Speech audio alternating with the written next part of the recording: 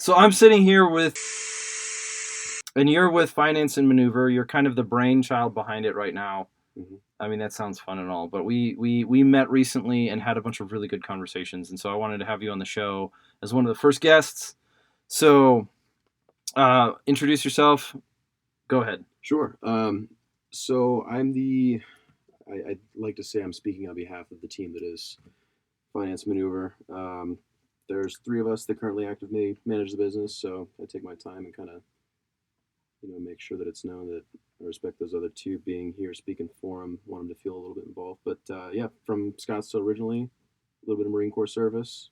Now I'm in your recording room, which, by the way, thank you for having me, man. Oh, absolutely. Very appreciative of the lunch and having me in your home and everything. It's fantastic. Yeah, no, I think the purpose behind this podcast has been to be part of the community building Hmm. that's going on in gun culture right now, and we're so like I've seen it, you've seen it. There's a generational shift going on in gun culture as a whole. That generational shift is has an opportunity to bring back a lot of like the gentleman intellectualism, the solid, true, hard, dedicated thinking behind a lot of the stuff that we do. And so gun culture itself as a result is expanding. Hmm. It's expanding not only into like differing fields or growing fields like overlanding and homesteading are suddenly much closer to gun culture than they were maybe 2 or 3 years ago, but then also we're seeing a much more deliberate intent to understand and speak clearly about what we think about. So without further ado, if you're still listening to this podcast, you know that it is not sponsored by anybody at this time. Actually, we keep the lights on, the doors running, and we start working on getting better equipment by your guys' support through our merch. And you can find us at redactedllc.com. As you know, this is either on Spotify or Apple, probably possibly on YouTube with a banner, but whatever, we'll get around to that. And so yeah, you support our work through the merch, and we will be announcing some pretty exciting stuff here soon. I So do stay love tuned. some good merch, man. If you can tell, if it takes effort to create something, and I think when you're creating something, you're faced with a reality that it needs to be worth it, right? I agree and I disagree in that it takes no effort to make some things, and you can make the most simplistic, uh, lacking, thought or care merchandise and put it out there and raise funds all day. But that's one thing I like about yours, and actually why I picked one up the other day is the fact that there's so much thought put into it. There's a story to be told, there's a code to be broken, and there's so much going on that is not, specifically surface level. So I really appreciate that about this. Yeah, thanks, man. We build the community through action. That's what we do. Agree. So, yep. If you guys head there, we'd love it. If you don't, we're okay. We love you still. Just a little bit less. Just a little bit less. Just happy to be here, man. Just happy to be here. So we started. We had a little bit of pre-show conversation. The thing that we wanted to start on was, it seems like in gun culture, within gun culture, there's this tendency towards certain types of grand narratives that we see from time to time. Sometimes they look as simple as like, well, I support the Second Amendment. What does that mean? And is it true? Do you really support it? Are you fake? Is it a lie? And we can kind of build a little bit of kind of the negative side of like purity culture when we function in that environment. We're like, I'm more Second Amendment than you are. And like, okay, sure, dude. But like, that doesn't do anything in the long run. Another example that we've seen this is sort of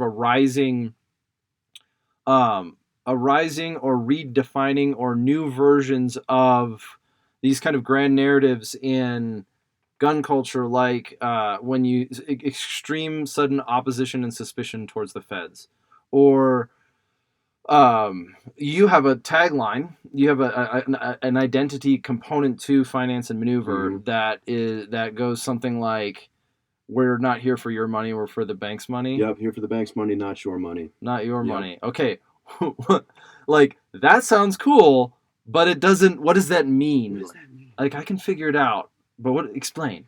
Let me explain. When we talk about the sphere of influence that is social media and Instagram in specific, it seems to me like there's these very tribal cliques within media. So it's fantastic that so many people are wanting to go out there and create and spread some kind of a vision that they've self-developed or self-realized, whatever you want to say. maybe they have a message to put out there, and they're doing it through whatever they see as applicable, whatever form they see as most entertaining or best.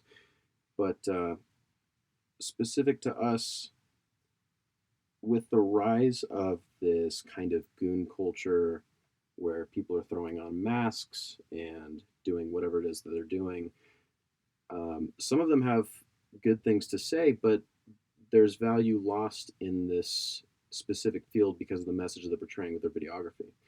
So with ours, the focus on banks and FDIC, or we're here for the bank's money, not your money. We're not here to be common criminals in videography and play the a hole. We don't want to come out and hurt anybody. In fact, within our media, we're intentionally trying to avoid anything that is gratuitously violent. We had a big talk in filming recently. You were there when we were doing all of our training and then starting to do our filming meet.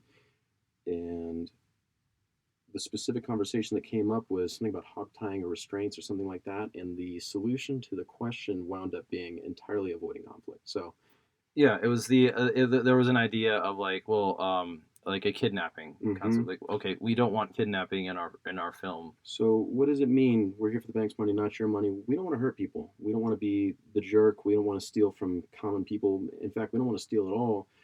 But there is some kind of a value that comes from being a team player as a middle class American and playing into that kind of, I guess, love affair that most people have with bank robbery, etc. But also portraying a message of peace and hope, kind of giving back to the community ties in with this. We're not out to get the average mom and pop shop in our media. It's a fun thing. It's great that we can come out and make content with a message that is non-violent, non-hate. We're not here to encumber or inconvenience people, and through our media we can encourage community training, etc. So, yeah, there's a certain, not to spoil the idea, but there's a certain pouring of one's soul into creating something. It kind of sounds wishy-washy and plastic, or like, oh, I'm smart, look at me, as I stir my non-olive drink with my whatever, whatever. But the point is, you can definitely take that statement and get pretentious. Fine. But I do think that in some ways, the rise of media is how media, like digital media, video media, has had an interesting impact on culture as a whole, because you could say in the 1960s and 70s into the 80s, as everyone's house got a television, as it got mass distributed, the center of a community, or the center, like the thing which people went to answer the harder questions in life, stepped away from the church or some sort of community involvement. Now it's a screen. And now it's the screen, right? Sure. So like I think you can make a pretty solid argument that the newsman replaced the pastor. Right. So yeah, no, I absolutely agree with you. And there are certain issues of morality or immorality when it comes to social media, vision, television, any kind of media in general. And it seems to me like your question about our tagline is, where does our morality lie? Where do we take our values from? What do we believe in? Yeah, well, and maybe another phrase on saying it is like, why did you pick that? And was it because being an intellectual criminal is cool right now? Dude, the best answer that I can give you is far from intellectual. I'm just going to say that bank robbery is rad. It's cool, like as an image. Everybody loves the movie Heat. Maybe not bank robbery in real life, because you're threatening somebody with a gun and violence kind of sucks.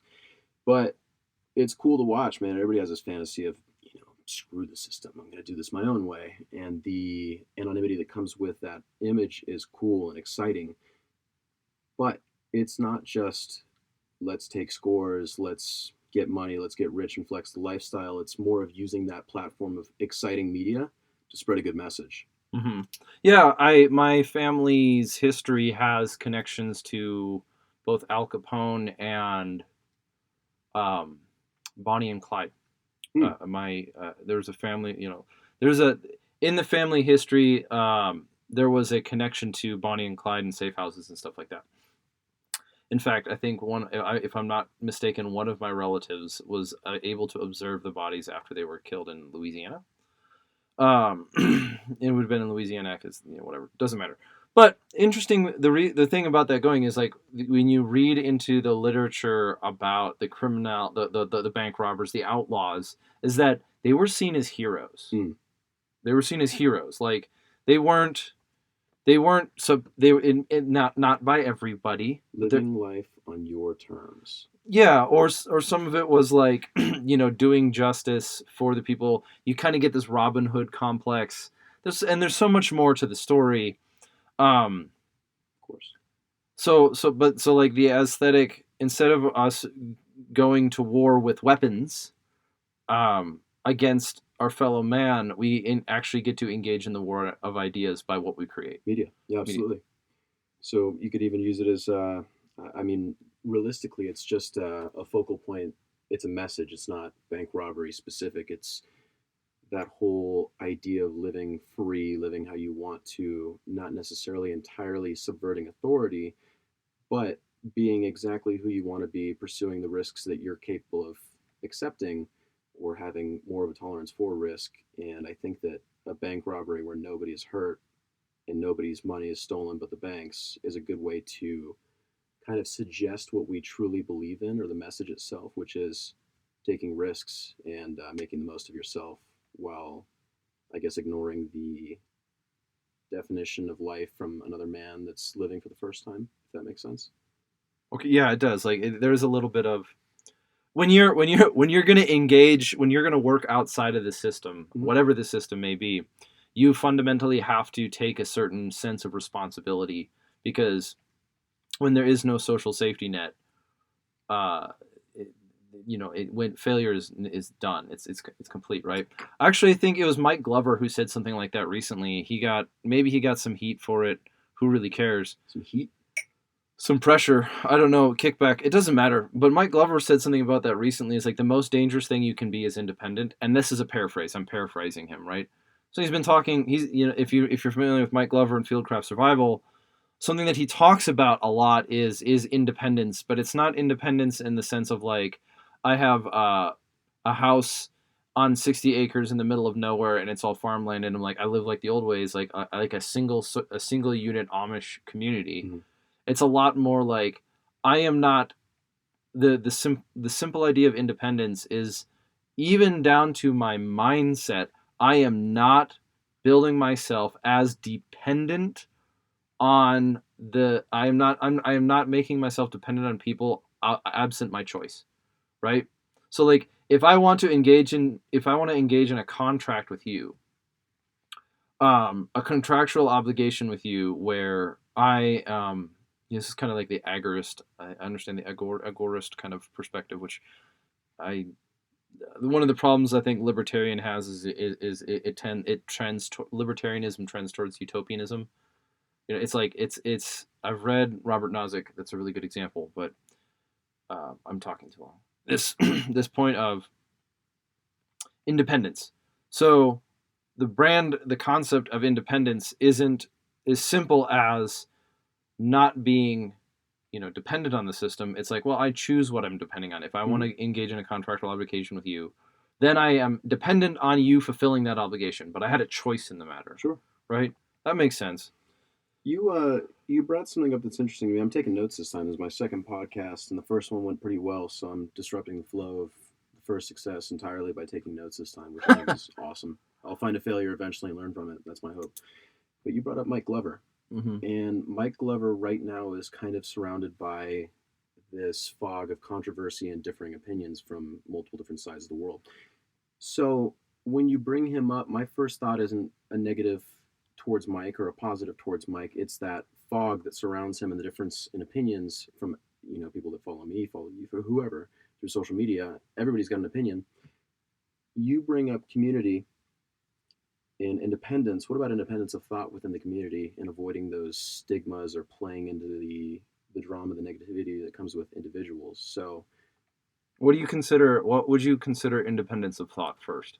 I think that independence of thought in this specific scenario for me is not following the algorithm that is what everybody else is saying pro Mike Glover, negative, anti Mike Glover. But forming your own opinion and seeing the value in what he does, or maybe disagreeing with certain things, but still holding that to the light of, okay, there may be a positive impact that he's making, maybe through fieldcraft. I Mm-hmm. mean, it's hard to argue that fieldcraft could be a bad thing if he's going out and teaching skills to civilians. People talk about the pricing of the classes, whatever. Mm-hmm. Maybe instead of following the narrative that is what everybody else is saying, or the shock content that comes with memes about a certain person that garner likes for a page that's hating on somebody, instead of repeating what you hear, forming your own opinion, an independent opinion of your own, self-defined. Okay. Okay. And Yeah. that seems to be an issue within our community. Well, yeah, I think it does. I mean, what's the old adage or whatever it goes like, some people talk about things, some people talk about people, some people talk about ideas, Mm-hmm. right? And the ideas that the intelligent people talk about ideas, which, admittedly speaking, is a little like it sounds nicer than it is. Sure. You like, like, but ideas are tied to people, Mm-hmm. and so like you can't ideas are tied to people, and you can't get away from it. Sure.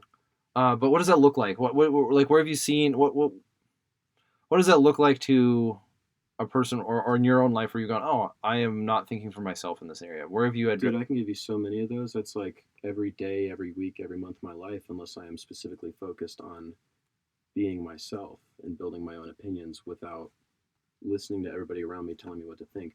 And I think that's one of the harder things that I've had to overcome in my life is forming my own opinions that are free floating, not reliant on the words of others, um, which, in some cases can come back to haunt or can be a really beneficial thing. It really depends on the scenario. But if you want a specific scenario, Mm-hmm. and I don't mean to be dramatic about the topic that I'm introducing, let's talk DJ and Cole with GBRS. Mm-hmm. Okay, go Fantastic ahead. media. They have a big page and big following. They're teaching classes. I just saw them with some people that I know recently, and I think that they're doing a good service with the products that they're making and the classes they're teaching. Now, I could very well hold a very different opinion if I listened to the thoughts and opinions of others. Let's talk the Hydra mount. I've seen that used in classes. I've seen that used now with the police shooting recently. We were just speaking about before we came in here. Mm-hmm. Okay, it holds a zero. It's doing something well, and in certain scenarios, it works, man. But if I sit here and I listen to people talking about price points or previous, and I'm doing air quotes right now, you can't see them, but previous failures of GBRS or whoever, or if I focus on maybe I'm a big fan of SC and Slade, and I look at the falling out there, and then I try to define based on what I've heard from others who's right, who's wrong, the morality of both, and align with one side instead of saying, okay, there's value with both parties, or there's value in what they're doing regardless of a price point, or there's value regardless of drama. I think that that's something that a lot of people in our community, our niche, fail to do. Is that they we it's not like holistic. It's something else. So you're saying that we attribute the perceived morality of we attribute the perceived morality of an individual to the product they produce, right? Sometimes we are lazy enough to hand off the job of forming an opinion to other people and what they say. Yeah, and maybe it's sometimes you like We perpetuate a narrative sometimes. yeah like where I'm at right now, and I've had the privilege of meeting the GBRS guys. Mm-hmm. Like my opinion about their issue over about their past is sort of not it's sort of irrelevant. My opinion is too. Isn't that awesome that we can sit here and have no opinion on it, see the value on the people there, Mm-hmm. and know that what we think is not all the information. We can remain humble. Yeah. Yeah. So this is so going back to the grand narratives issue, right? This makes sense when we're dealing with companies, right? The gun industry as a whole, it has a certain notoriety for how it treats its employees. Sure.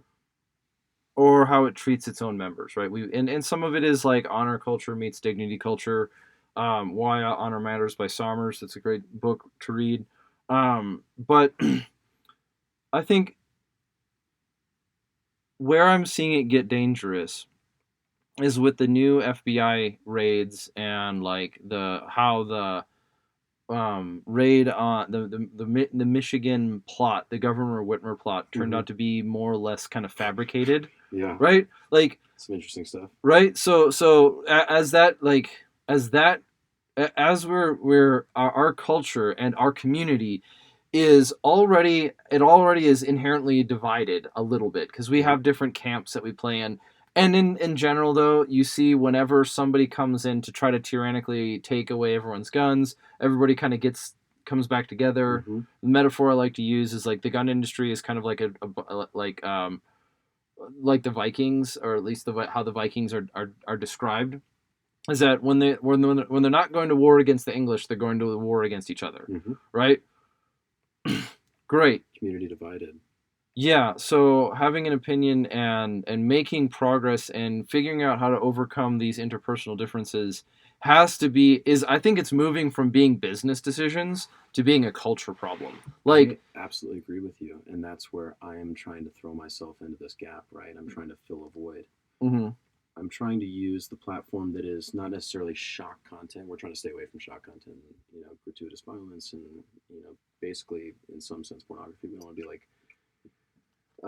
doing this and that that's morally questionable for the value of being seen by more people. But using something that's interesting and stirs emotion as a media concept to open up as a group this opportunity for community events, education, or in our case specifically, being that we had a big group of people come together recently for training and filming, introducing this lack of barriers between the average citizen, LEO, military, soft, whatever it may be, and have us all training in one place together, sharing the wealth of knowledge and doing something good for the community through that. And it all comes from a little Instagram page, which is Finance Maneuver or Orion or whatever else you may have redacted. The fact that we're able to bring so many people together from different walks of life, different career fields, different sex, if you will, and if you think about it from some perspectives, different sides.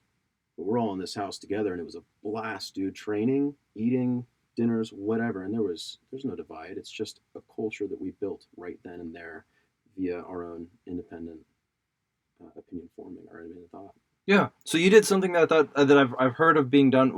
I've heard people say they want to do, but haven't done it before, and I'm guilty of being this person. Aren't we all, dude? Yeah, I'm guilty of being this person saying, "Wouldn't it be great if?" and then watching somebody else do it and then becoming resentful towards them. I've been this person. So you and your people, hired Orion, right, to train you guys to do CQB.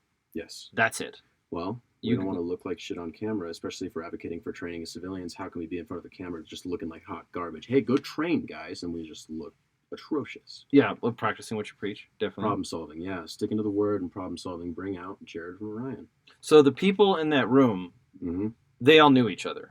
Yes. So you as a group of friends got together and said, let's hire Orion to come here and train us. I kind of surprised them, man. Okay. We have pretty good comms, whether it's a group chat or text or just calling each other on the phone, or our weekly meetings we do every Thursday. We have dinner. Nice. Yep. Family dinner. So it's the three of us that manage to get together regularly, and I'd like to include the two others that you met, and another on top of that. I try not to get into specifics of team, but we have pretty good communication together. I kind of picked up and messaged Jared, reached out to him, and we had a short conversation, told him I wanted to fly him out. He said, cool, and we hit pricing and went. And then I informed the team. So the idea that I brought to them was, hey, I've got somebody who's knowledgeable, who seems very cool, and damn was he. He was awesome. And has a fantastic reputation within the community and is being seen a lot lately. So he's under scrutiny, and that can kind of, in a sense, confirm that he's pretty freaking cool if he's got all these eyes on him and still nothing negative. There's the pressure of attention. Yeah, bring him out. Fear of success. Train us up. And that's it, dude. That was the only goal, was to look better and to know more and to be able to give back to those on the fringes of our group. Awesome. Okay, so I think when it comes to gun culture, perhaps it's more important. Your family dinners are more important than anything else. Can be. Yeah. How'd you start doing that? How did that come to pass? That sounds really cool. When it comes to making media, running a business, let's say I manage the page, right? So I manage all the media, I make the financial decisions, I manage the money, I hit up everybody for distro or product creation or artistic vision. I need help, I need something done, I'm going to handle all of that, and then I brief the team. So Yep. me as the person that's doing this, because this is my full-time job, whereas they work full-time jobs elsewhere, I don't want there to be a perceived gap in our potentials, in the statuses that we hold within the company. I want us to all feel as though we are partnered So and we are on a level playing field as people. so in an essence, your company model is community building. Yeah. Like I get it. Okay. So we get together and we have dinner, and we talk it through. And if there's a grievance, if somebody feels left out, if somebody feels like shit, if somebody's not in the loop, we have dinner, we talk about it, and then we train in the house. We dry fire. Mm-hmm. Right? Okay. Yeah. So you guys, did you do, and that's every week. Yep. That's fantastic. Yep. How long have you been doing that? Couple months, man. FM's new. I think we're 17 weeks old as a company. We've probably been doing this for 2.5, 3 months. Okay. So this is a new development. Yeah, it was after our first success in media. We were like, okay, if this is going to be growing and we're going to see some potential actualized, like we may as well do this right and maintain our friendship and our relationship as people first and foremost above the business and make sure that everything feels good. So dinners, Family dinner every dry Thursday. fire. Dry fire and every Thursday. Got it. So you're gonna, and I'm sure you'll face a plateau at some point in time, and you'll have to go around it. And I'm interested to see that because like we talk a lot about the need for community in the gun community, but we don't. I want to say I wish I saw more, but I don't. Yeah. It does. I don't. I'm actually not as cynical about it as. That's where we can have an impact. We have our platforms and we can speak out and encourage. And if we get a response, we get a response. And if we don't, we keep trying. But yeah, man, if we hit a plateau, if there's bad comms between us one day or bad energy or somebody just feels bad about something, we get together. Instead of doing dinner, we'll roll on the floor, do jujitsu, and work it out. That's the idea, is building this community and maintaining it. Okay. Through constant effort. Would you be doing that if it wasn't part of the company? How would you have? Well, now that I know, I love it. I love my Thursdays. Yeah, I would. But beforehand, no. I think this is a fantastic idea and an eye-opening experience for me. Mm-hmm. I think for those like who actually have known me before this, like I came from Minneapolis, right? I was in Minneapolis in 2020 during the riots and whatever. It was interesting to see how yeah, if you want to go, I'll make a natural pause. Some ASMR. Yeah. Nostalgia. When I was, it should have been a rip it. When you were in that M word, where were you? No, okay, so yeah, Minneapolis, it's not an issue. When the riots hit, the one thing that I thought was kind of interesting is like for a moment it was like, well, at least it's not boring. Sure. Right? Yeah, like there was a certain energy in the air. But also we're men. We're men here. Yeah, well, no, like there was when the riots started in Minneapolis, there was a certain energy that like pumped through the city, and I think some of it was like, oh wow, it's COVID. You got all these other things going on, but it's like, the country is still in this sort of intended lockdown state. It's 2020. It's only been going on for a couple of weeks, mind you. You've got some excitement. But now it's like, oh, like but it's not even excitement. Like there's danger. It's dangerous to go out now, and then that driving people out. But we saw one thing that I saw too is that a whole bunch of people really got to know each other. They really started like spending time within like neighborhood communities. Sometimes within neighborhood communities, sometimes spanning the city. Sure. Right. But we had, instead of it being a water cooler talk about a TV show, Game of Thrones or whatever, it was like, hey, this happened, right? Oh, okay, cool. Yeah, it's your neighborhood. How are you? Checking in on each other, and like I think that drove a lot of people together. Right, they drove that, but it didn't last because the threat is there's still crime going on in Minneapolis, but like it died out. I think in some ways, in some groups, in some scenarios. So, but you have a group of friends that get together. I think it's I'm not saying it's astounding. It's like I think it calls back to the idea of like having a gang, right? You have to choose your gang. The Way of Men, Jack Donovan. The Way of Men is it's like you know the I'm way of. telling the books you reference here. Oh, okay, cool. Yeah, it's actually the more books that I reference, the smarter I am. Of course, yeah. You know, so like Right. if I'm like, oh yeah, Ayn Rand. The audience is You know, aware now. now they Ayn know I'm Rand. a genius, right? Yes. Yeah, yeah. Like, ah, yes, yes, bow to me, you intellectual peasant. Kidding. Authoritarianism. Anyway, So, you brought up addressing the threat. You brought up the friend group. We talked about, and that's something I'd like to circle back to at some point. Addressing the threat. We talked about being elsewhere in service potentially, and how simple life was. So I'd love to talk about that at some point. But the group of friends is what you find interesting. What about it? well, the point that I'm saying is like, okay, so in Minneapolis, a lot of people got together because there was a threat. So community tribalism almost. The community the very existence of this little community was driven by or produced by the threat. Whenever the threat ceased to be, the community disappeared. Some ways this is natural. Like you kind of want this in a society where like when something happens, people get together and they figure it out. Great. But um but now the same level of a threat is not there, so the community kind of I disperses. think I'm getting you. Yours is not based on a threat. Your identity is not based on a threat. It's based on a project, right? In a sense, the topic of bank robbery, anti-bank, all that stuff definitely was influenced by 2008. My father working in mortgages and experiencing some pretty interesting financial hardships then, and then seeing the bank's recovery, being so easy as compared to the average citizen. That definitely was a driving factor in the, I don't want to call it branding, but the image, the idea, the focal point, the energy that is anti-bank or finance maneuver as a whole. So it definitely comes from some sort of threat and seeing overreach of some people in charge, or at least attempted, and the threat that is a non-maintenance of freedoms. So certainly this anti-authority aspect of our image comes from something of a threat being the shift in societal values at the top. We could take, what is the new bill, HR 1808? 1808 is the new gun control bill. So yep, that's we'll the new just assault weapons ban. use that as a random Yep. insert here reference. Okay, that feels kind of threatening to me. This is something that could potentially make people felon, overnight. And that to me feels like a threat, and addressing the threat for me in this sense is kind of that maintaining community proactively, whether it's via media or community events that we're hosting pretty soon here, or whatever it may be, just kind of spreading a positive message within a storm that we're kind of experiencing. Have you announced the community events yet? Only on our mailing roster, so I can tell you. October 29th, and I don't mean to self-plug, but October 29th, we're hosting a community event that will be, themed, I believe, two-gun, but we'll talk about that. I'm going to probably have you drop some plans for us for this shooting competition.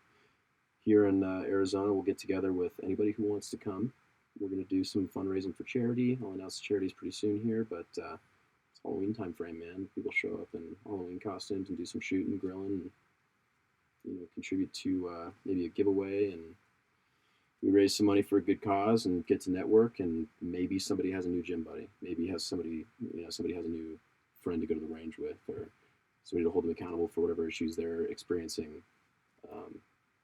Somebody to call at 3 a.m. when they feel like garbage.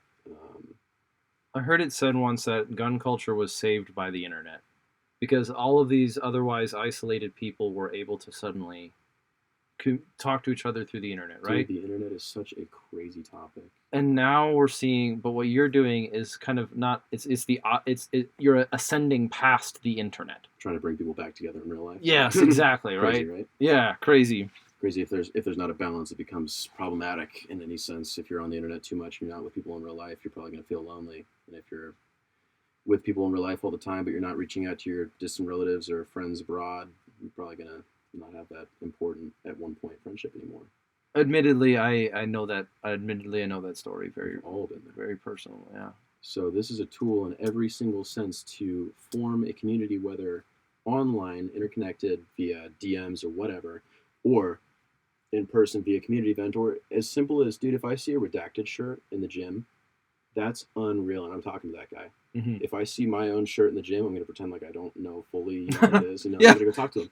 Yeah, because that could be a new gym buddy. the invisible celebrity. Dude, how many people are out there living a very independent life and they love the messaging because it's like, oh man, I get to live as myself without bounds, and I love the media they're making. How many of those people do you think are not super well connected in their area? Maybe it's you. You just moved here. Hmm. Well, okay, now we have this media platform that brought us together. We're lucky. That's awesome. Hmm. And that as a tool is very powerful in my mind for community building, because what else do we have? Flyers. Everybody feels kind of politically homeless right now, man. The two-party system's hard for a lot of people to latch onto anywhere, and it's hard for people who have that struggle of latching onto one side or the other to be super close in every aspect with those who latch onto one side, and it just causes all these issues of division. Yeah, I mean we've seen like the the two party system has basically turned into like the only thing that it's produced now is enemies. I think Division, yeah. you know. Absolutely. I think it, you know it's Tim Pool who said uh, Joe Biden wasn't elected, Trump was anti-elected, where people weren't really voting for Joe Biden. But They, against Trump, they were yeah. voting against Trump. Sure. It was a I and can then see that. and we're starting to see that language appear in political conversation about like this next midterm could be the referendum on this decision or Mhm. whatever. And so like I get that. I think that's the negativity of the two party system in the sense that like if they become too solid, um, the only byproduct, the only product, not even byproduct, the only product it produces is division. Now, how do we fix that without a stable platform or foundation that is a friend group that you know in person?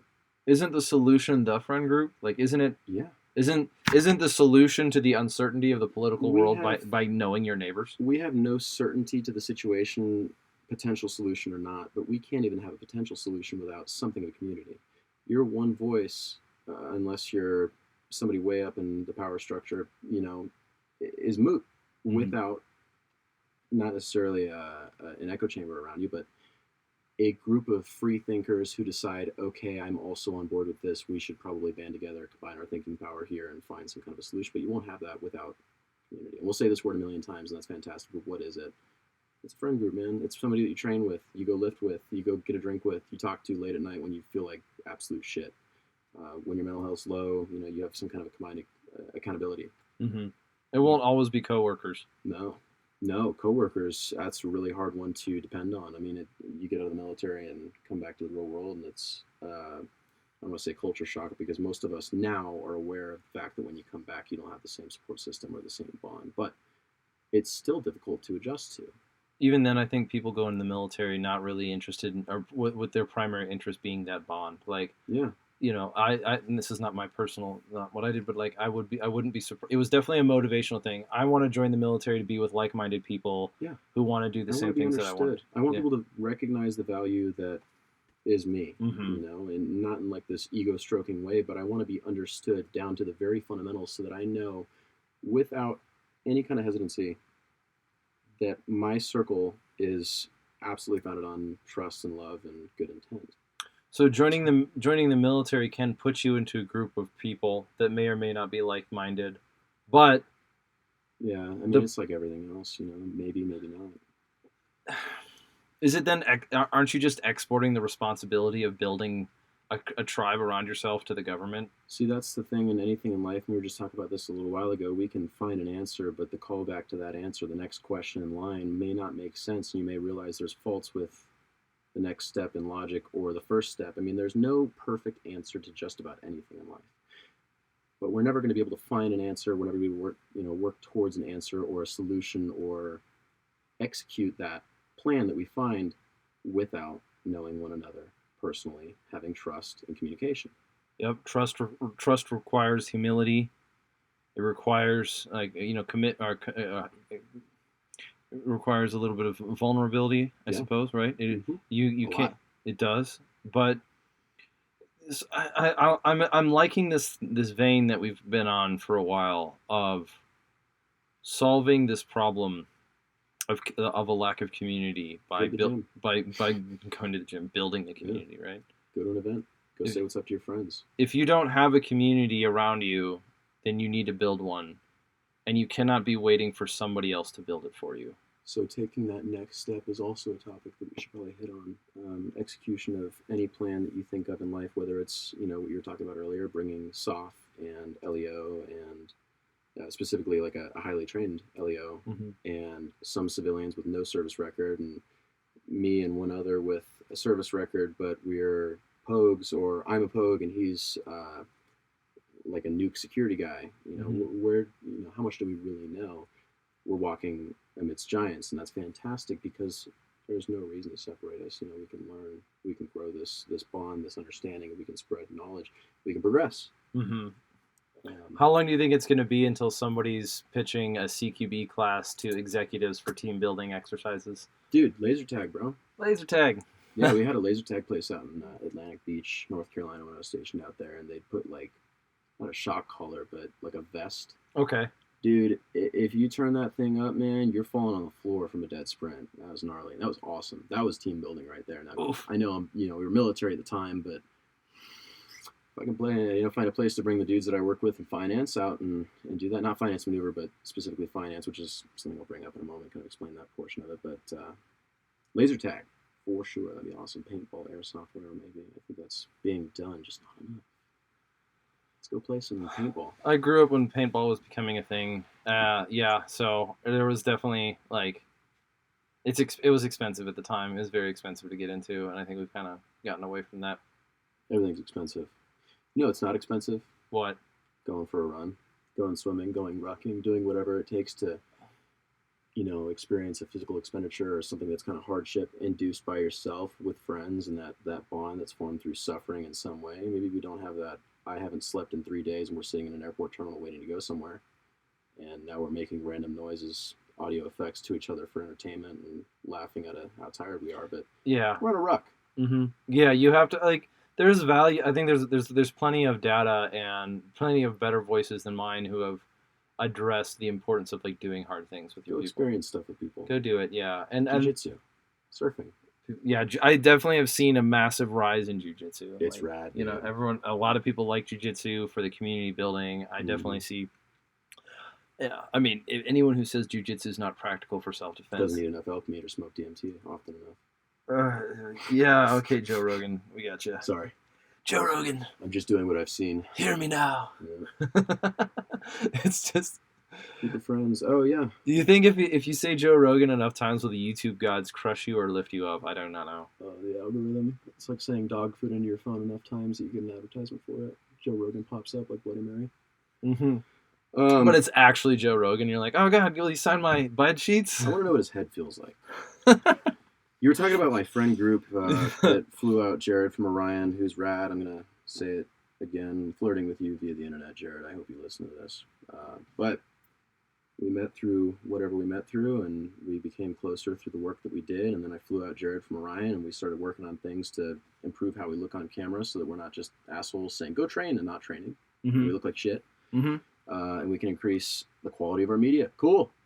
And then it turns into redacted, method, all in the same room. We had a ranger, 2 SEALs, and a bunch of media guys, and then we have a SWAT officer, formerly, I believe. I could be talking on my neck. I'll figure it out later and text you about it. But with a bunch of civilians, dude, there's nothing holding that from happening. Go do it. Mm-hmm. Go for that walk. Go for that ruck. Go for the swim. Yeah. So I think there's a community event. There's an admiration in like sometimes leadership is just making the suggestion and figuring out how to do it. Like, yeah, you brought it up earlier. You brought it up earlier on the expensive part. It's expensive too. It's expensive, to buy a mount and do a thing. I agree with you. A lot of our if this is just a hobby, it's an expensive hobby. Mm-hmm. If this culture thing is just a hobby, it's an expensive hobby, and but it's worth it. But I think the thing that makes a thing a hobby or not a hobby, really, I think gun culture is actually undergoing a bit of an identity crisis, and will always be going through an identity crisis in regards to what a hobby is. Well, how crazy is it that we've built a hobby and these friendships, and we go out and do things all based around tools that are made for killing men. You know what I mean? So there's always going to be that identity crisis. You're always going to have to explain or find ways to think about.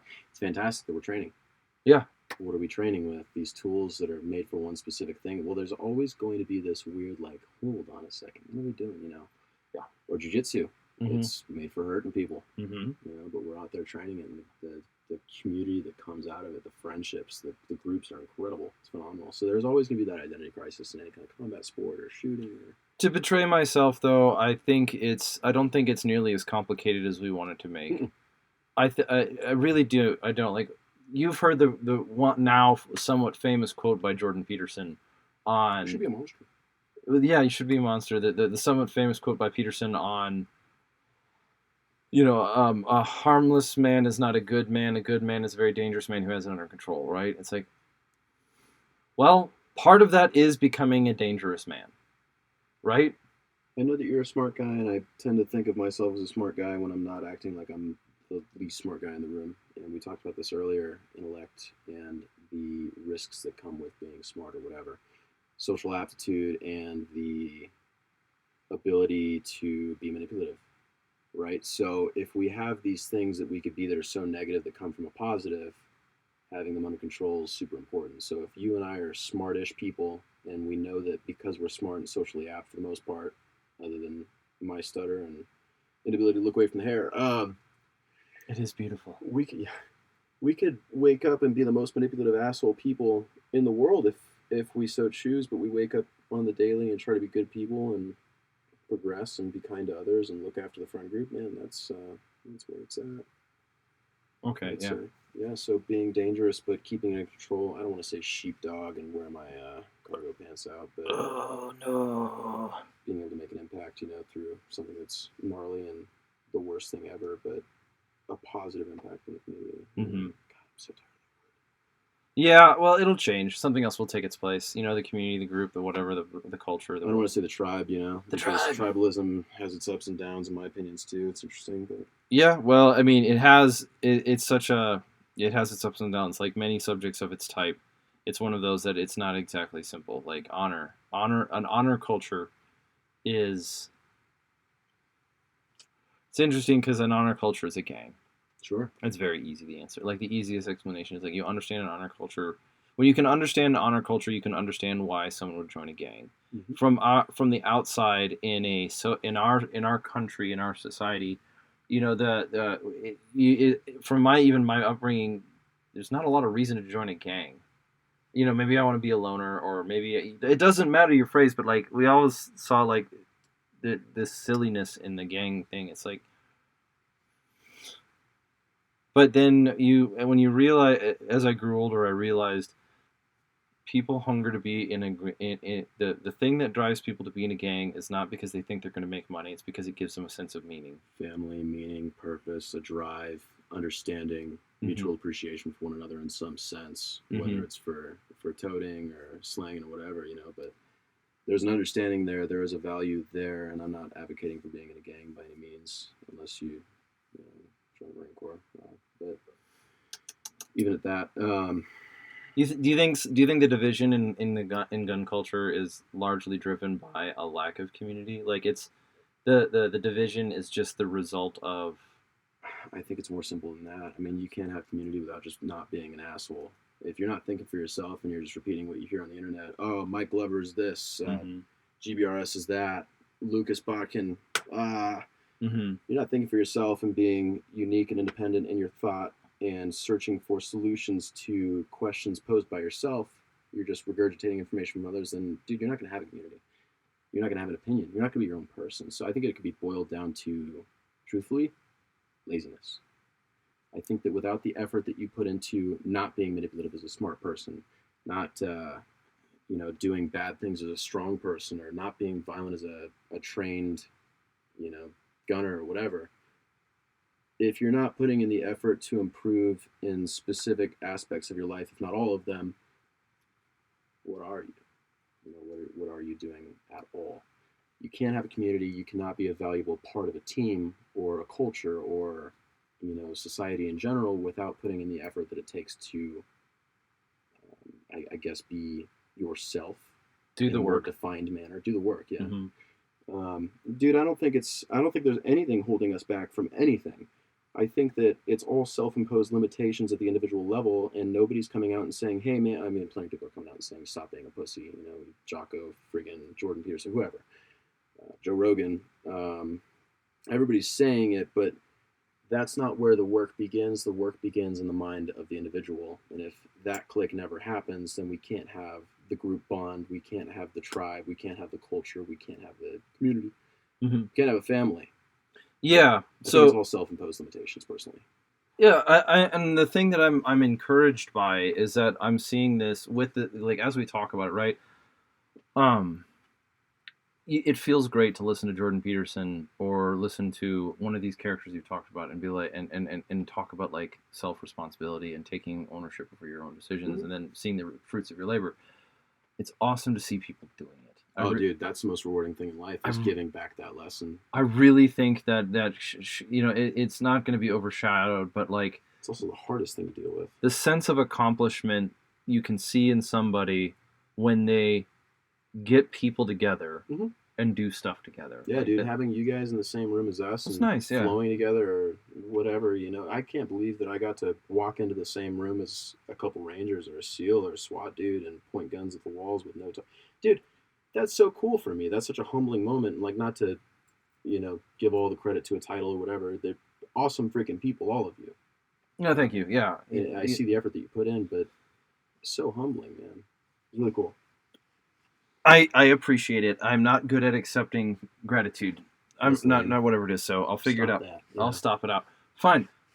So going down this train of thought, The negatives that come with that coaching mentality too, or I would love to address that. the negatives of what coaching mentality? So seeing the successes of others being the most rewarding thing for me personally, in my opinion, in life, knowing that I put in the effort, I stayed the course, and I made an improvement in myself that I can somehow give back to others, whether it is through, the informal lecture method or going to the range together and teaching you something that I just learned recently, whether I suck or I'm fantastic, phenomenal, whatever, is really cool when you see it implemented in a successful way and you see an improvement in others. That for me is the most rewarding part of life. That's also the hardest part for me is trying to give that effort to somebody and seeing the excuses used to avoid progression, avoid doing the work. And that's something that for me personally can eat away at me in a big way. Okay. So you're saying you invest into somebody and they don't pay. Captain Savaho I and the stresses that come with that. Oh, you're referring to yourself as Captain Savaho? I guess both of us. I think that from the conversation that we had earlier, it seems like we both have an interest in helping others and sometimes prioritizing others above ourselves. And that's something that I'm slowly learning how to come out of. And it's just something I wanted to kind of bring up, the pitfalls that come with putting so much time and effort into people and seeing them fail and beating yourself up over it instead of investing that time properly into yourself to continue progressing and finding an audience that will receive it. Yeah. Well, you can like you can helping other people can become masturbatory, self gratifying. I'm not helping you because out of genuine interest. I'm not doing something for you out of genuine interest and help. I'm I'm helping you because it makes me feel good. Yeah. Yes, that happens. I struggle to. That is, I think that's something that I don't know if you can ever really identify that in another person, but you can definitely identify it in yourself. Mhm. It's the inversion of the totalitarian government. It is the it is a me problem if I Yeah, am doing that, and only I can tell me, and only I will know that I am doing it. But it is also my responsibility to look at myself. I think it's rad to help others. I mean, Mm-hmm. there's nothing that you can say to convince me otherwise in any way. And if you give that attempt, that's fucking phenomenal. I respect that. But Mm-hmm. giving to the same person over and over and experiencing a failure with them that starts to become detrimental to you, Mm-hmm. that's problematic, and that's something that needs to be addressed at some point. You need to figure out if it's worth putting that effort into somebody else or whether it's better to give to yourself again and then find a better audience. So for us, cool, we can do a podcast. Mm-hmm. Maybe somebody reaches out with a positive message. Maybe they say something negative and we can hash it out and talk. If they're receptive, fantastic. And if you try to keep beating information down somebody who's negative, it's probably going to take a toll on you. So it's just a very complicated thing, and it ties back into that group thing, trying to provide value to the group, to the society, to the tribe, to the cult, the community, whatever it may be. Mm-hmm. It's awesome, but getting too wrapped up in that maybe so much so that you forget how to enjoy the little things in life is also not healthy. So just saying it out loud, I guess, for myself to Mm-hmm. address it. Yeah, there's a phrase that I've heard in the past is that if you don't choose your friends, they'll be chosen for you. Yeah, it's been happening lately for me too. Like if you're not deliberate, bless you. If you're Thank not you. deliberate in who you choose to be your friends, they will be chosen for you. Mm-hmm. And the thing that chooses them will be convenience. Yeah. Whoever's willing to Oh put yeah. up with your garbage. Yeah. Um, and I do think that there is some, there are times in our lives where we can look back and say, I was not the person I should have been. Sure. Yeah, I experienced failure as well. So be it, right? And so we'll move on and we'll figure things out and we'll repair old friendships and stuff like that. So that being the case, we've talked about this authoritarianism. We've kind of gone through like this. We've gone through a different string of thoughts. Oh yeah. I want to tie into, we've done a good. We've accomplished the thing that I wanted to talk about was like getting out and doing more, and how do we do that? Yeah. Okay. And then selecting friends, building a community requires the work of the individual. Mm-hmm. Got it. When it comes to gun culture and going out and filming videos and making content and whatever, you can't disclose too much. That would be bad. Ask away, man. I got it. But how do you have a planning process where you go from concept to execution? No, we just wing it all the way through. I mean, genuinely, like that's true. We do some talking, but ideally, we are doing what we want to do for fun, for the sake of doing it. And the only things that we have to figure out logistically are legalities and briefing the team, making sure everybody's on the same page so we don't get anybody in trouble, reviewing ARS, Arizona Revised Statutes, and making sure we're not endangering anybody beyond that. And then we go film. Mm-hmm. So if there's something that we want to make, we're like, oh, cool, let's talk to the team. Team's like, yeah, that sounds cool. Then we go do it. The only things we have to facilitate, really, and logistics we have to handle are getting our photographer, videographer, assistant, babysitters out for those with kids, and finding a way to make it happen with a reasonable expectation of success. But I mean, we're just doing what we want to do. Mm-hmm. Awesome. Yeah. I am in some ways like I was just saying it's a good move. It's refreshing to fun, see. Dude. So when it comes to violence, one of the things that I like to discuss in this podcast is like how do you define violence? Webster Meridian says that it's the threat of or action of hurting somebody to get your way. I mean, dude, I don't really like open carry. This is a weird opinion, right? Okay. People are gonna be like, "What the fuck? Why don't you like open carry?" Well, dude, it's your right. Do it. That's cool. I don't want to open carry. I don't want people to know that I have a gun because, in some sense, I see that as almost violence, because there's this implied threat of the use of that if you fuck up, right? So I don't mean to say open carry bad. Don't do open carry. No, not at all. That's your right. Do what you want to do. Fucking hell yeah. 2A. Absolute. But for me personally, I don't like open carry, and I don't really like seeing people open carry because it just bothers me a little bit. I don't mean to, like, I'm a pussy, like I'm afraid of your gun. No, but like there is that implied I have a gun on my hip. So violence, dude, I don't know. I mean, I'm gonna call you out on that one. it. You just did the I support the Second Amendment, but like you just did the meme. Oh, for sure. Like, right. It's my personal opinion. I don't want to do that. I don't really tend to like seeing it, but also like, fuck yeah, gun, good. Yeah. Okay. So your argument is that it's not a rights or an ethical issue. No. It's not a rights based issue. No, it's not. I don't think that that's a wise strategy. So this is something that I'm just saying as an attempt to describe violence from my personal perspective. Mm-hmm. I don't mean to like make this. It's not even political, right? It's just a different style of carrying. Dude, do what you want to do. Always, you have my support. Mm-hmm. Drive a tank, cool. Don't hurt anyone. We're set. Or at the very least, if you gotta hurt someone, it's for the right reasons. It's moral, whatever. But even that's down a tube of opinionated stuff. So my attempt to describe violence to you is open carry versus concealed, and it's not a perfect example, and I am not anti-open carry in any way. I don't want to do it, and it bugs me a little bit. It's like, all right, conceal that shit. Like, nobody's gonna know. You're better off that way, and then nobody has to feel weird. We're not questioned as a group, of gun people or whatever you want to call us. there's not that lady from Three Doors Down who's like, man, that fucking weirdo going to the laundry room in an apartment complex with a gun. What Mm-hmm. a strange guy, and it makes somebody feel uncomfortable. It's just picking your battles, I guess. We've all encountered people who are open carrying in public. Do it. That I was finished. That it's maybe it's not necessarily the fact that they're open carrying that's the problem. It's sort of the nature of how they're doing it. Like So they've got a mechanic. I've been at a Best Buy trying to buy an iPad or whatever. I've been at Best Buy trying to buy printer ink, standing in line behind a guy that was 300 pounds wearing jeans. Dollar bill high point. No, with a Glock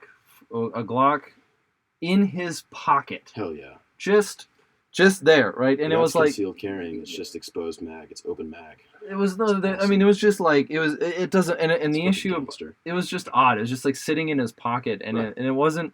And the thing about it that was like kind of odd was like, you're a bad representation of my community. Well, you're not in shape. You're carrying in a weird way. It's not super safe. I mean, yeah, and that's kind of how I view open carry. Not to be an asshole, not to be negative. Open carry if you want to. Yeah, I don't know. I mean, for hell, I don't know the guy's story. Right. For anything, it could have been like maybe this is new to him, and he's one of the people in Minneapolis who bought a gun in 2020 because they realized that the police were not going to be Look there. at us using reasoning and forming our own opinions without Right, repeating what other like people say about- maybe yeah. you can bring that. Maybe sure. maybe there's something to be understood about it. However, it's not however even. It's just I think that there's something.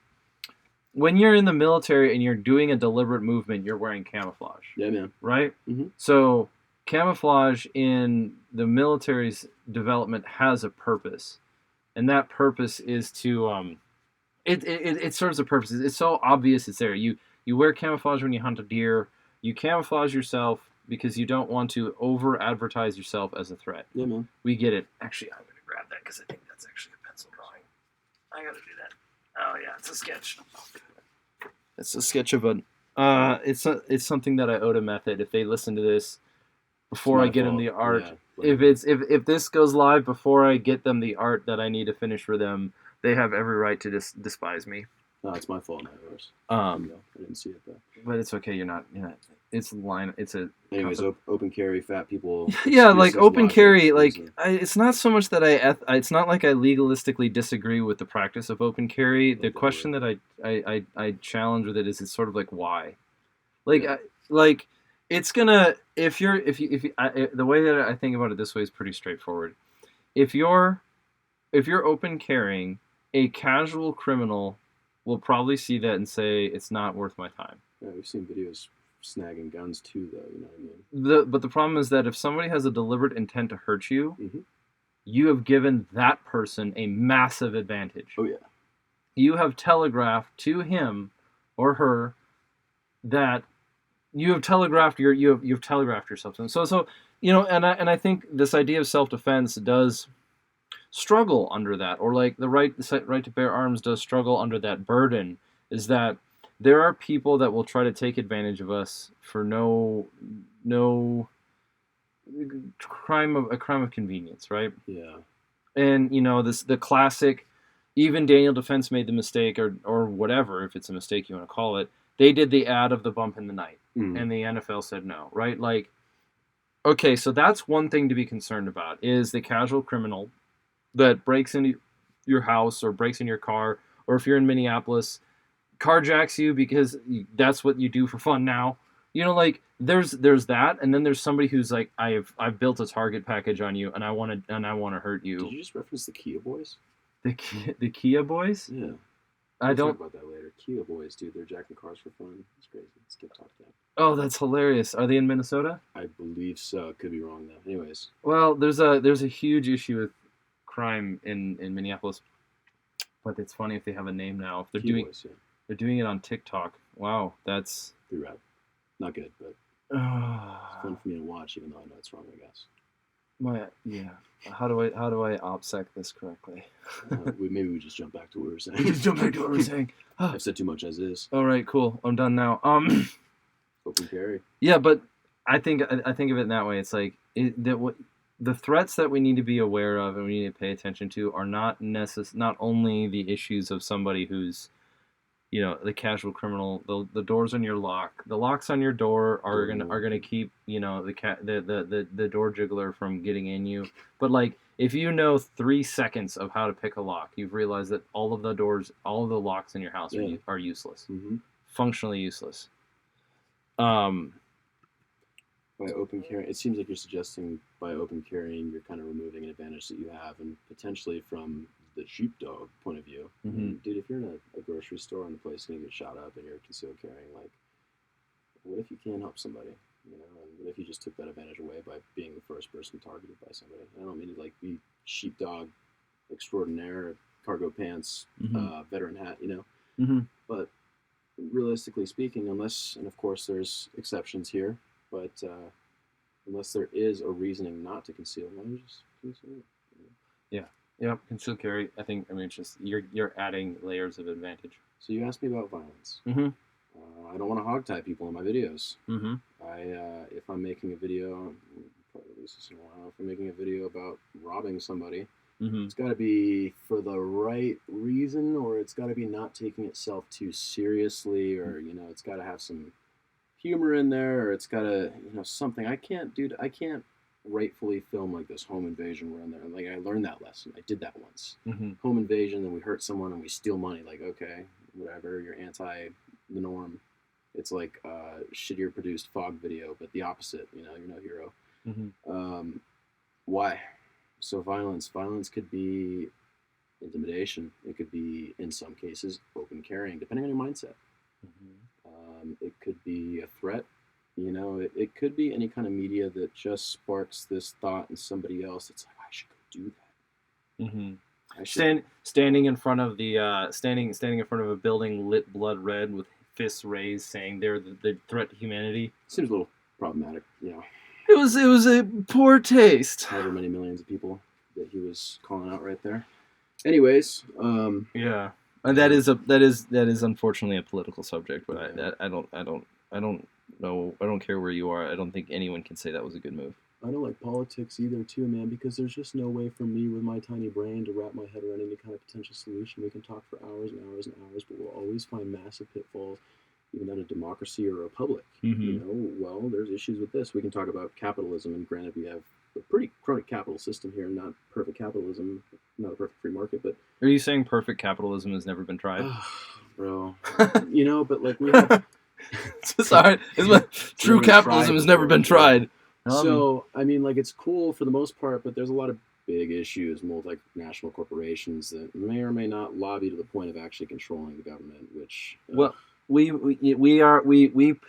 on today, 30th of September, we potentially stand on the brink of World War III. Again, because of the attachments people have just over over NATO and Ukraine and there's that is a very complicated problem. Dude, Ukraine is such a wild topic that I kind of want to dance around it in a sense without saying too much to look like an asshole, but it's all so complicated. It's so wild. The fact that things are tumbling down so rapidly over, I mean, not necessarily like a brother war, we're the same, because no, you know, there's different cultures, but I mean, they're neighbors, dude. For what? Like, for what reason do we need to play this game? Why can't we find a better, peaceful solution? Why can't we talk like adults here? You have Gaza and Israel. Yeah. The Palestinian-Israel divide is you know, some of that is basically over land. It's wild, man. You know, you have we had the American Civil War, the North and the South. We've had, you know, conflicts over many different things. I think the issue that we're looking at, pride. Well, yes, yes. I mean, the problem is that there are legitimate grievances that people have. Sure. And those legitimate grievances cannot go unanswered. In fact, even when a government like our government refuses the redress of grievances between the citizens and the government, that's when you start getting the famous line, you know, those who make peaceful revolution impossible make violent revolution necessary, or inevitable. I can't remember who said that one. Yeah, but I think the issue that people have, the concerns that people have over entering a potential nuclear war over Ukraine is that in some ways our ties to the country feel very inauthentic. But dude, I don't want war with Russia. I don't want war to be happening in Ukraine. So if I don't No. want it, why is it happening? You know, and I'm just a normal guy. I feel like you probably feel the same way. I feel like most of us are like, well, I don't really want to see this war unless you're into that whole gratuitous violence on TikTok thing. Like, dude, I genuinely get so flustered seeing like the drone munitions dropping and stuff, like those videos. I used to watch Live Leak and whatever, but dude, that like really bothers me now. Hmm. Seeing a dude trying to take a shit, you know, and fuck, all of a sudden a mortar round's falling and he doesn't even know it, and then he's caught shrapnel and he's like, "What do I do? What do I do?" And he's gone. Like, Hmm. I don't want to see this shit, dude. You know, Yeah, I don't want it to be happening. there's always been a dagger pointed at the gun culture, especially in America, is that like there's always been the dagger pointed at gun culture, saying like you fantasize about this or you admire this, but you'll never pay the price. What about even bigger than the gun culture, or bigger than American culture, or bigger than the West, or bigger than everything? You know, just as human nature, why would we go to war? And I think that it kind of ties in with what you brought up in Minneapolis, the neighborhoods coming together. And it's out of necessity, it's addressing the threat, but you said it felt almost like the city was alive, you know, and in a sense it was exciting. Mm-hmm. It was a thrill. Well, do we really need to make this a thrill, like based on dudes smoking each other, you know? Like, how do we find a better solution? How do we find a way to improve our lives and challenge ourselves to the extent where we don't need to go start a war for a politician? War, well, von Clausewitz did make the point. War is just politics by another means. Like when we cannot resolve our differences through the market and through our political system, it will make conflict inevitable. It's no different than because like I understand where violence has its place. I really do. In a situation where there is no negotiation and Sure. and it's immoral, right? I understand that. However, I also understand that we are fully capable of manufacturing fake situations. War is a racket. Uh, Smedley Butler. There's my reference. yep, yep, yep. I think we're fully capable of manufacturing a false reason for conflict. And so when we leave the political and we dial back into like community, the community, Mm-hmm. the big C word, it is something I think that we do individually have to hold ourselves accountable to and sort of say to hell with the haters. I don't really care about them. That's probably an important line, Mm-hmm. but also recognize that um, if you know, like we are morally obligated. I think that I finally stuttered my way through this and I figured it You're out. doing fantastic. I think that in a sense, the act of being able to know that I can do harm to you puts on me a moral burden that forces me to that encourages me to build a relationship with you as opposed to tyrannize you. Maybe so, but you know, that's thinking from your logic and your perspective, which seems to me, from my perspective, in my opinion, to be healthy. But at the same time, you know, dude, are we the majority? Are we the minority? Like, what? Where do the others lie? You know, We'll never know unless we bring them into the community. I'd love to change the world, Mm-hmm. but I don't know what to do. You don't change the world; you change yourself. There you go. You don't. Yeah. I'm starting with the man in the mirror. Mm-hmm. Mm-hmm. You can't. Yeah. You don't I'm change. asking him to change his ways. This is another. Is this a song This is reference? 2 in a row. Yeah. Hmm. Well, you are. Ties right back in with that absurdity and inability to answer directly to any question. You know, at some point there's a follow-on question that just tears everything apart, and all you can really do is be you and be fun and cool and enjoy the little things, man, and light a candle in your room occasionally, make it smell good. You know, be happy with the smell of the rain in the backyard. Smoke a pipe. Yeah. Yeah. Well, I do a couple of those things. Mag dump into trash. Mag dump into trash. What is the story behind that? Where did that become a thing? Bro, did you not? Oh, well, you didn't grow up here. I don't know. It's just a hobby growing up. You take your old Remington 870 down to the dried up riverbed where the flash floods aren't happening in the summer, and you just fucking shoot a TV. It's awesome. I did go out. I was out Except for the shooting. littering portion. I was out shooting. I went out to some public land that permits the firearm the use of firearms, and someone had left a microwave out there, Oh yeah. which sparks really cool at What'd you night. do? What'd you do to it? I shot the microwave. Yeah, you shot. There you go, dude. Somebody else had already shot the microwave. Did you do controlled pairs or did you mag dump? Actually, I did single shot strings. Okay. Did you go all the way through the mag at least? Couple. Yeah, you mag dumped in a trash, friend. You, So you do understand. you have been mag dumped into. Don't try to play superior to us I am smarter. just because you don't understand mag dumping. You've done it. Mm-hmm. You've mag dumped into trash. Everybody Yeah. gets it. Yeah. Well, what? So as far as like, It's like drinking monsters and punching walls. It's awesome, dude. oh my gosh, As far as what? child of the '90s right here. Hell yeah. All right. So pet peeve. What's your pet peeve that you see that's not like? I am irked by the word pet peeve. Okay. Well. Are you bothered by the word irk? My pet peeve is a phrase. Anyways. So you're bullshitting me. No. So, no, I'm not. Okay, so then what is the trend that irks you? Trends that irk me: gratuitous violence within media that has a good message behind it, putting on a ski mask and robbing a family home and throwing grandma. And other than that one FBI raid, where they break in the house and all the walls start coming apart and they spray grandma in the face with like bug spray. It's just really funny. It's the meme one. It's so absurd that it's funny. Yeah. But like if you film this from like a serious context, if you're into this whole goon thing, some of the goon pages have a great message. Some of them are great people. Mm-hmm. Some of their media is so on point. I love Goon and Moth. If people are listening know, awesome. Great stuff. Loved it. Early influences on me. But some pages are like, yeah, let's film this breaking into grandma's and stealing her jewelry box. It's like, why? Yeah. If you have a good message, you know what's right and wrong. Why aren't you addressing these topics of morality and using your platform for good instead of just for entertainment and profiting on it? Why are we doing a community event and not just dropping merch all the time? Why am I doing a podcast and not pretending I don't exist and I'm just a page? Well, we have so much potential.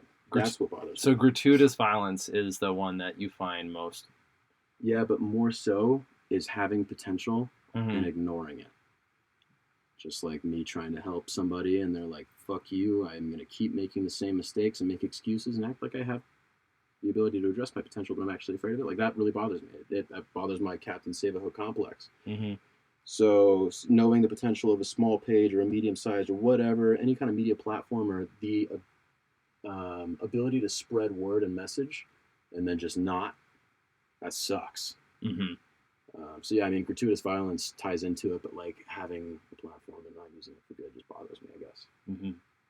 So I've got one thing that I think, what is one small thing that we can do to make the world better? And in this point in time, I think it's like, the one thing that I think we can do is vote for your DA. That's a small thing, right? Especially when it comes to like gun control and gun culture. Like, pay attention to who you vote for and vote in the DA election, because that is, and vote for the people who are in charge, the judges in charge of your community.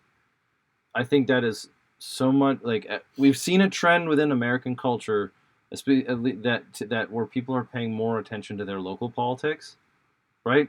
And even politics aside, I think if you're concerned about, if you exist in a world where you're concerned about crime, you're concerned about the political manipulation of the justice system. Yeah, being fucked with by others. Yeah. Yeah, right.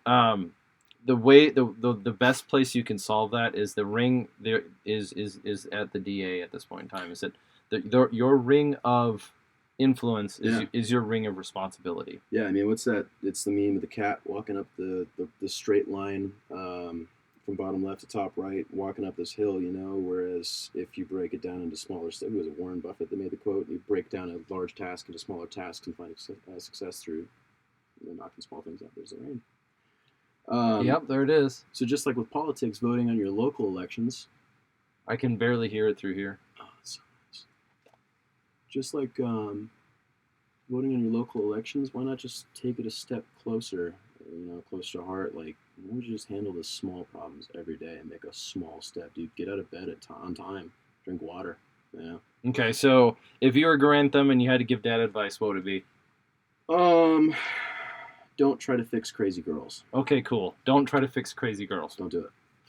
Don't do it. All right, well, this has been Finance and Maneuver. Where do people find you?